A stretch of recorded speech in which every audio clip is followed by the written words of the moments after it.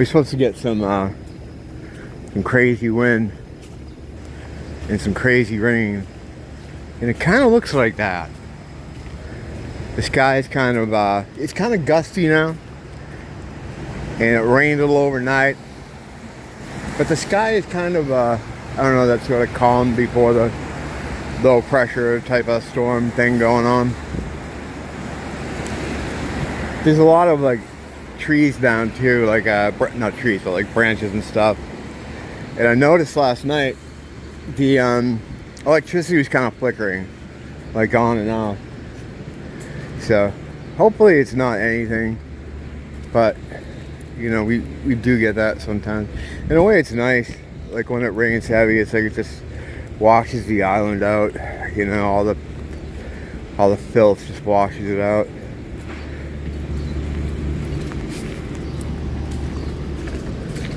Or at least it feels that way. It probably doesn't though. You know, it'll, yeah, see like stuff like that on the ground. And even over there, see all that stuff.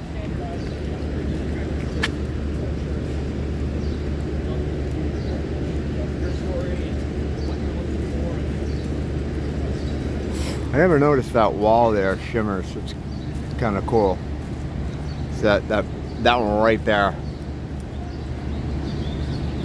It's looks like it's made of like tiles. It's like, well, how is that doing that? It's pretty trippy.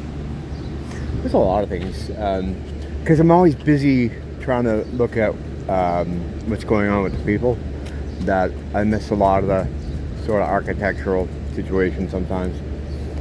I walk by a lot of cool places that would probably be a good place to eat or get coffee or something, and I don't stop. Well, a lot of it too, it's like I was trained to not be able to go in anywhere a couple of years ago when they did the, you know, the whole thing. A lot of places here you couldn't go in unless you had taken the thing. So in my mind, I was just, you know, saying, well, I'll never go in that place again, because I didn't think they'd ever loosen their grip on that. I still kind of don't understand why they did that, why they let everybody kind of go back to normal. It's not for our benefit. There's some kind of thing to the evil plan. Maybe it was like a dry run for a much larger one, which is probably what it is, you know, if I had to guess. I don't know. Hopefully not, but I guess we'll see. Nothing would surprise me now, the way it is. But yeah, I don't forget that shit. I don't forget that most of the people wanted me in a camp, or dead, or in a hospital, or at the very least some kind of two-tiered citizen system. I wanted to see that in a perverse way. I wanted to see how that was going to continue, because black people were not taking the thing. You know, they're very wary of that kind of stuff. You know, you see things like the Tuskegee experiment. They've been taken advantage of by the government with this kind of thing many times before. And I saw this video, I forgot where it was, but it was Fauci going door to door in the black community right around the time it started really kicking in, and they were noticing that there wasn't a lot of black participation. So it's Fauci at some guy's door, just this dude's apartment. I forget where it was. And it's like for, you know, a press thing, a promotional thing, they're filming it. And the guy's just shutting them down. Like, yeah, I don't know though, you know, everybody's okay here. It's like, you gotta understand now. We want everybody to have this because we want people to be safe and protected. And he's like, yeah, but it's too new. Like, these things take years. Well, I mean, usually they do. This guy, just this random black dude, just was schooling him, was just making him look like a fool. I'm gonna try to pull it up. If I can, I will, and I'll drop the link in the comments. But it was great. It was great. You know, because when he got in the the car after. He was just so frustrated. He was so mad. And it was so great to see. Why won't the goyim, I mean, the cattle, I mean, the people do what I asked them to. I asked them to do it. I have to go talk to my father, Mother Teresa. Oh, he's dead.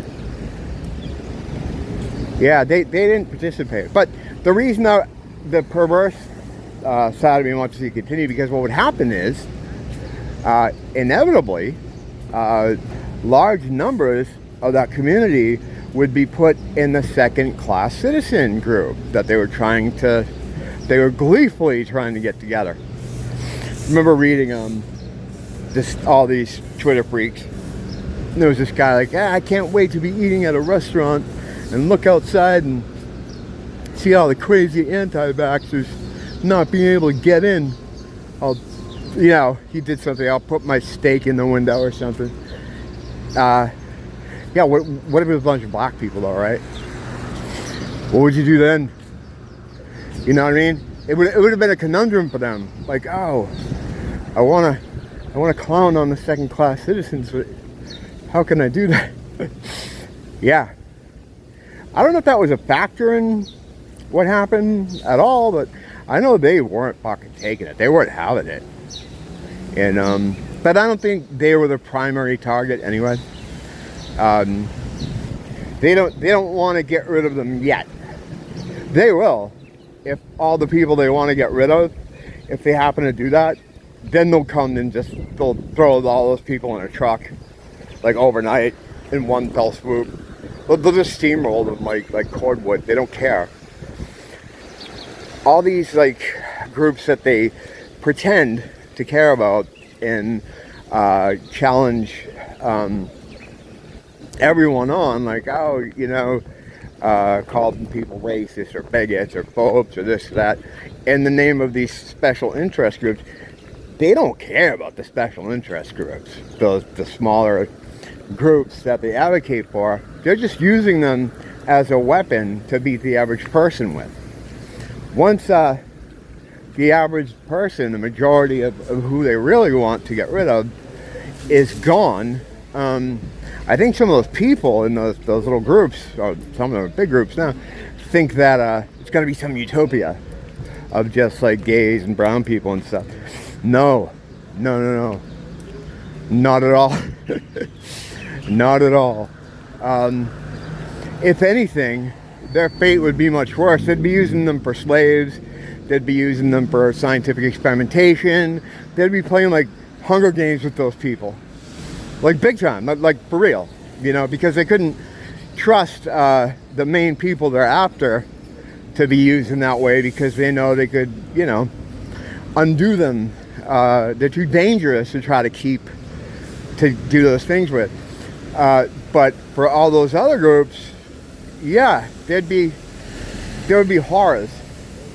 It would be horrors. That what they would do to those people would be horrifying. And they don't realize it though. So that's why they're with, big government in their mission to eradicate a certain demographic of people. They're cheering it on, not understanding that were they to get their way and remove this threat to them, what would happen to them? I probably can't even imagine some of the shit. Sport. Definitely human experimentation. Because they couldn't get away with that with their main group they want to destroy, because that group is too dangerous, Our stats, right, are us. We have like average stats all the way across the board. Like if this was D&D. And that makes them adaptable, and that makes people, if you got average stats across the board, you can adapt. If you're just pretty good at any kind of utility position, you're way more dangerous than a guy that can just run fast, or a guy that's like has a real smart brain. It's just it doesn't take much imagination to kind of to think that they're. I'm always leery of garbage trucks because I never know what they're doing. They like this, like I don't know what the fuck to do here. Like, because I never know where they're going. And then sometimes they have like a little satellite guy that like he's like ripping around this little thing.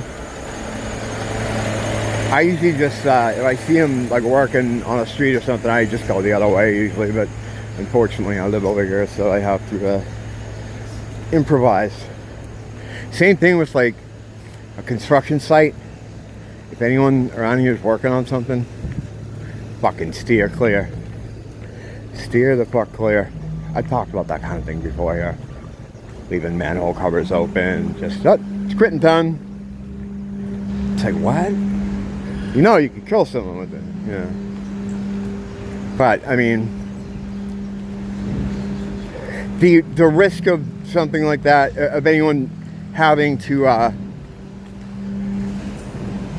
be caught, like, to pay for something like that is very small.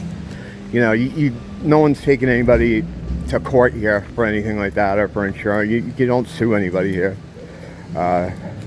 You'll just disappear. They had a pretty good documentary about that. One of my friends was showing me about how people disappear here for things like that. Trying to challenge the state or, you know. I think their feeling is probably like, well, how dare you? You're not supposed to be here anyway. So, yeah, I've heard some crazy stories in that vein. Yeah, there is a lot of hatred there. Like, there's a lot of... And I don't know why, because it's like... If you look at history, specifically Hawaiian history, it's like, what are you mad about, bro? You know? Yes, their whole thing was taken. Their nation was taken by the beast, you know, for Israel. But no one really put up much of a stink. Some people do. There's a few guys in local government that were trying to push back against all the Pacific Islanders and Native Hawaiians being thrown out of their housing during COVID. And those places are all being filled now by new people. And they were just getting shut down. Kurt Pavala, Tanari, another guy who was kind of standing up to, you know, their home being invaded. And I mean, it was invaded a long time ago, but it's a continuation. It's this really slow motion, humiliation that they put these people through, where they just keep taking and taking and taking and taking. And a lot of times it's because people in their community that have some kind of cachet and influence kind of convince them that it's the way to go and we'll all make out because of it. But only the few fancy people who convince them to go along with it make out. Everybody else suffers, which is, you know, par for course when you're dealing with the beast, man. You know, hopefully we don't get a big storm, but if we do, I'll go outside in the rain and walk around. Don't blame the teacher, blame the school.